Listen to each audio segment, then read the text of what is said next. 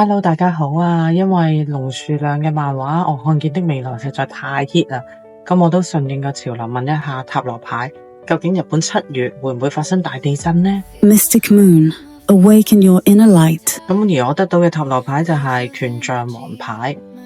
權杖王牌呢隻牌係一隻充滿活力、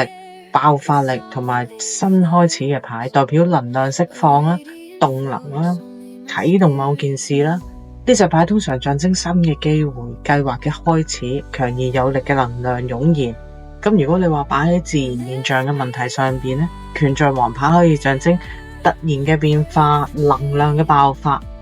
火焰、熱能強烈嘅動力，或者其實係一種某些事情嘅啟動或者開端嘅。咁針對翻日本7月會唔會大地震呢個問題呢？咁係有能量爆發嘅可能性嘅，咁但係當然唔係絕對肯定啦，因為權杖王牌嘅爆發性同能量釋放確實係暗示某種劇烈嘅變動，咁係與地質或者地學能量釋放係有一定嘅對應關係。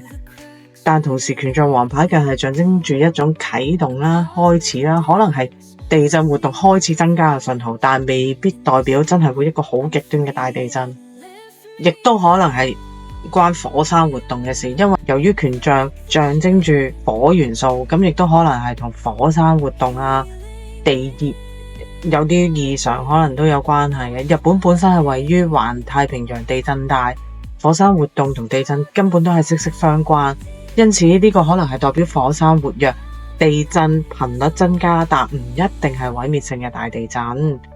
而同時有可能亦係另一種解釋，就係其他重大嘅變化。因為你話有時塔羅牌唔一定係淨係字面上嘅解釋嘅，咁權杖王牌可能暗示緊日本7月會有重大嘅變化或者新嘅局面，呢個可以係經濟啦、政治上面嘅大變動，而並非自然災害嘅。咁總結嚟講，權杖王牌可能係暗示某種能量釋放或者變動，但未必係毀滅性嘅大地震。呢個可能代表係地震活動增加，或者與火山地震異常有關，亦都可能象徵住日本有其他重大嘅變革。